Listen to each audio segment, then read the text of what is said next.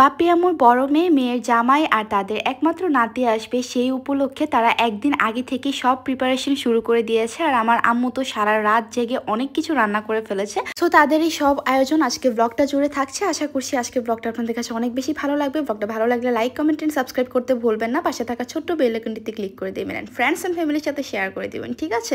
So hello viewers, আসসালামু আলাইকুম, welcome back to my channel BD blogger Purna. আশা করছি সবাই খুব ভালো আছেন। আমি আলহামদুলিল্লাহ অনেক বেশি ভালো আছি। ফ্যামিলির সাথে যতক্ষণই থাকি ততক্ষণ সময় আমার অনেক বেশি ভালো কাটে আলহামদুলিল্লাহ। সো ব্লগটা শুরু করে দিলাম সকালবেলা। সো ব্রেকফাস্ট করে নিলাম, আর ব্রেকফাস্টে আম্মু সকালবেলা আবার আমার জন্য ওই সময়টা রান্না করেছে। আর আমার আম্মু যদি কোনোভাবে বুঝতে পারে যে একটা খাবার আমার পছন্দ হয়েছে, সো এটা খাওয়াতে খাওয়াতে অবস্থা খারাপ করে ফেলবে। যাই হোক, ব্রেকফাস্ট কমপ্লিট করে আম্মুর কাছে গেলাম অ্যান্ড গিয়ে দেখছি আম্মু বাজার গুছাচ্ছে। লাস্ট মিনিটে যতটুকু যা বাজার ছিল এগুলো বাপ্পি করে এনেছে। দেখলাম যে বিশাল বড় একটা পুঁটি ফিশ কিনেছে বাপ্পি। বেসিক্যালি আর এই সব ফিশকেই মোটামুটি পুঁটি ফিশ বলে, আর কাতল মাছটা যেহেতু একটু পুঁটি ফিশের মতোই, জাস্ট সাইজে বড়। আম্মুর সাথে এইসব বলে মজা নিচ্ছিলাম, হাসাহাসি করতেছিলাম। আর মাছটা কিন্তু অনেক বড় ছিল, মানে একদম অলমোস্ট 5 কেজির মতো, 5 কেজি থেকে একটু কম আছে মেবি।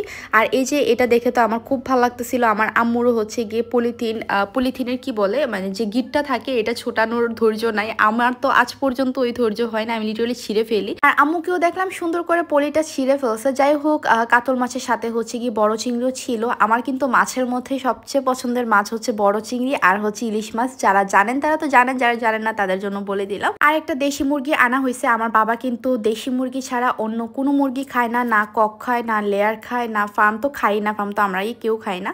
বাট শুধু দেশি মুরগি খাবে সে, তাও দেশি মুরগির খুব সিলেক্টেড কিছু টুকরা সে খাবে। মানে আমার বাপ্পির খাবারের মধ্যে প্রচন্ড বাজ। যাই হোক, আম্মুর কাছে বেশ কিছুক্ষণ থেকে বাজার গুছানো দেখে এখন আমি একটু রুমে আসলাম। আমার রুমে সবকিছু এলোমেলো হয়ে আছে। আমি গতকালকে একটু বের হয়েছিলাম দেড়শোয়। গতকালকের ব্লগটা আমি অন্য কোনো ব্লগে অ্যাড করে দিব, জাস্ট কিছু ক্লিপ আছে। আমি আমার কিছু স্কুল ফ্রেন্ডসের সাথে বের হয়েছিলাম। সো ওই ব্লগটা আপনারা পরে দেখতে পারবেন। আগে হচ্ছে গিয়ে এই ব্লগটা আমি আপলোড করে দিলাম। আর আমি হচ্ছে মানে প্রচন্ড রকম অগুছালো কিছু পাবলিক থাকে না, ওইরকম ছিলাম। বাট এখন আমার একটু উন্নতি হয়েছে। এখন আমি একা ফ্ল্যাটে থেকে থেকে মানে সবকিছু গুছগাছ করতে করতে এখন আমি মোটামুটি মাশাআল্লাহ অনেক গুছানো হয়ে গেছি। এখন দেখা যায় যে কিছু অগুছালো থাকলে সেটা আমাকে মানে পেইন দেয়। তাই দেখা যায় যে টুকটাক যা কিছু অগুছালো থাকে রুমের মধ্যে সেগুলো আমি টুকটাক একটু গুছাই ফেলি। এই যে কয়েকটা জিনিস একটু বের করা ছিল, সেটা আমার অনেক সাফোকেটিং লাগতেছিল, তো সেটা আমি গুছাই ফেললাম আর কি। আর এখন হচ্ছে গিয়ে আমি আমার লাঞ্চ নিয়ে বসেছি। আজকে লাঞ্চ ছিল বিফ, আরো অনেক কিছুই ছিল, বাট আম্মুকে বললাম জাস্ট একটু বিফ দিয়ে দিতে, আমি বেশি খাবো না, একটু খেয়ে উঠে যাবো। আমার কেন জানি না খেতে ইচ্ছে করতেছে না। অ্যান্ড খেয়ে দিয়ে একটা যে ঘুম দিছি, এক ঘুমে আমি সন্ধ্যা করে ফেলছি অলমোস্ট। এই যে বাইরে হাঁটাহাঁটি করতেছিলাম অলমোস্ট কিন্তু সন্ধ্যার টাইমে, মানে সন্ধ্যা হয়ে যাবে ওইরকম একটা মুহূর্তে। আর আমার যেদিন সকাল সকাল ঘুম থেকে ওঠা হয় ওই দিন না দুপুরবেলা আমি নিজের অজান্তেই ঘুমা যাই, মানে ফোন টিপতে টিপতেই ঘুমা যায়, এরকম একটা ব্যাপার। আর বাসার সামনে এরকম ধনে পাতাগুলো দেখতে কিন্তু খুবই ভালো লাগে। এটা কিন্তু জাস্ট একটা গাছ ছিল, বাকিগুলো সবগুলো নিজে নিজেই উঠছে। সো খুব ভালো লাগে। আর এই ধনে পাতাগুলোর ফ্লেভার এত বেশি স্ট্রং।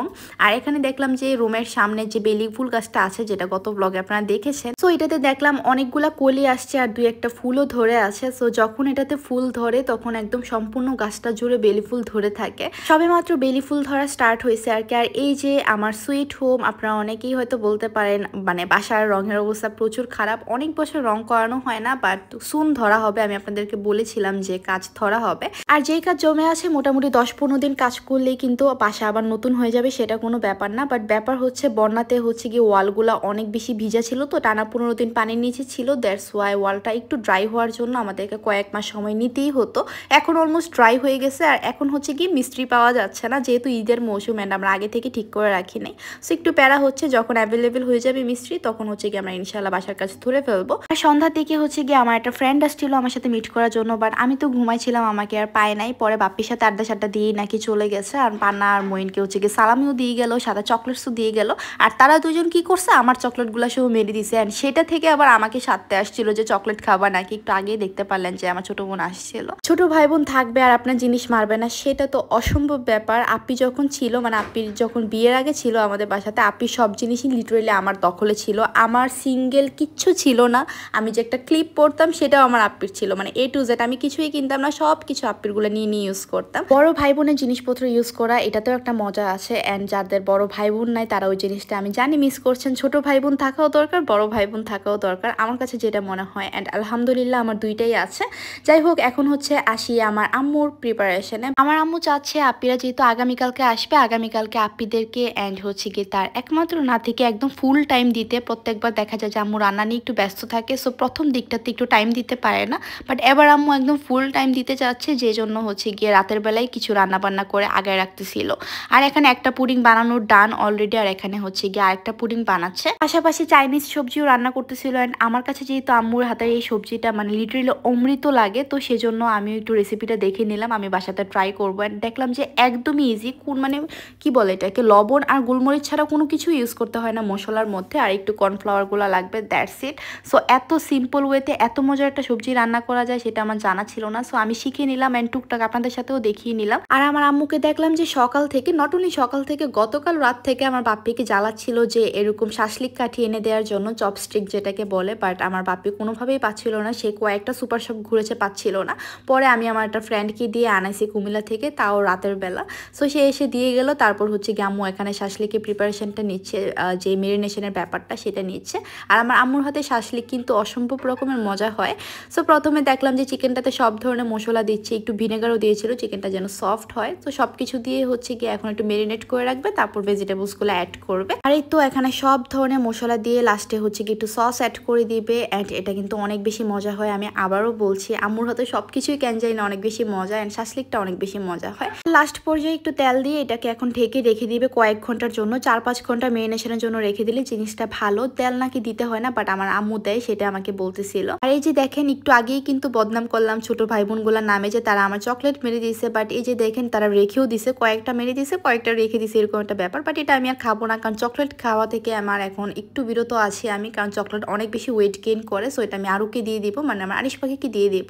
আর এই যে সন্ধ্যার দিকে আমি আবারও একটু সেমাই খেয়ে নিলাম, একটু ক্ষুধা লাগতেছিল। আর আম্মুকে বলতেছিলাম যে চপস্টিকগুলো এখন হচ্ছে কি আমি ঠিকঠাক করব, মানে ঠিকঠাক করব বলতে আমি বানাবো আর কি, সবকিছু তো আম্মু করেই দিয়েছে, আর বাকিটা আমি করব। আর আমার বোনকে বলছিলাম বানাইতে, বোন হচ্ছে গিয়ে সুন্দর করে একটা স্ট্রাকচার বানাই ফেলছে চপস্টিকগুলো দিয়ে। আমি প্রথমবার হচ্ছে গিয়ে কাঁচা মাংস এরকম হাত দিয়ে ধরতেছি। আমি বাসায় চিকেন রান্না করলেও মানে মেরিনেটটা হাত দিয়ে করি না, আমি হচ্ছে গিয়ে চামচ দিয়ে এরকম টুকটাক লাড়াচাড়া করে নিয়ে মেরিনেট করে ফেলি, একটা ব্যাপার। সো হাত দিয়ে ধরা হয় না।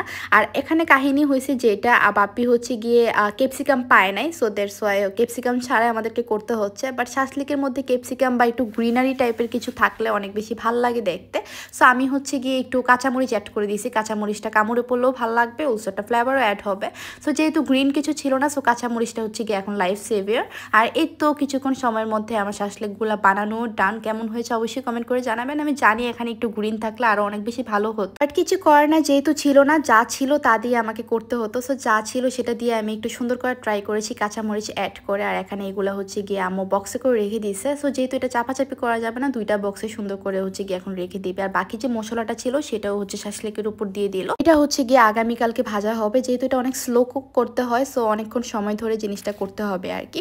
আর এখানে আমি একটু শো অফ করতেছিলাম, আগেই বলে দিই আমার ফোনের কভারটা চেঞ্জ করেছে অনেকদিন পর। সো কিনে রাখছি অনেকদিন হলো, বাট চেঞ্জ করা হচ্ছিল না।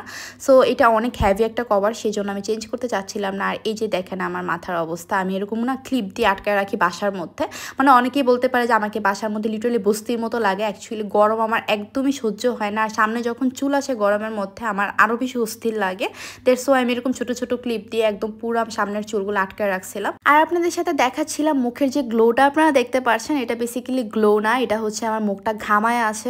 সো আমি একটু লোশন দিয়েছিলাম, ডক্টর আমাকে হচ্ছে পিম্পলের জন্য যে লোশনটা দিতে বলছিল। সো ওইটা দেওয়ার পর দেখলাম যে মুখটা খুব গ্লো করতেছে, বাট অ্যাকচুয়ালি কিন্তু এটা আমার ফেসের রিয়েল গ্লো না, ঠিক আছে। সো এখন হচ্ছে কি আম্মু লাস্ট রান্নাটা করতেছে, অলমোস্ট সব কিছুই রান্না বান্না করা ডান। আর আম্মু বলতেছিল আমি একটু কি বলে নুডলসটা রান্না করে রাখি, কালকে জাস্ট গরম করে দিয়ে দিতে পারবো, এরকম একটা ব্যাপার। সো নুডলসের মধ্যে প্রথম যে সবজিগুলো দিবে সবজিগুলো একটু কুক করে নিল, একটু সিদ্ধ করে নিল, তারপর নুডলসটাও দিয়ে দিল। আর আমার আম্মুর হাতের নুডলস কিন্তু অনেক বেশি মজা, to be very honest. Noodles আমার খুব বেশি একটা পছন্দ না, বাট হ্যাঁ আমার আম্মুর হাতের নুডলস হলে কিন্তু আমি অনেক বেশি খাই, কারণ অনেক বেশি মজা হয়। কিচ্ছু না দিয়ে রান্না করলেও কেন জানি না অনেক বেশি মজা লাগে। যাই হোক, আজকে প্রিপারেশন দেখাতে দেখাতেই ব্লগটা শেষ করে দিচ্ছি। কালকে ব্লগটা কিন্তু অনেক বেশি স্পেশাল হবে, সো কেউ ব্লগটা মিস করবে না। আজকের মতো এখানেই বিদায় নিচ্ছি।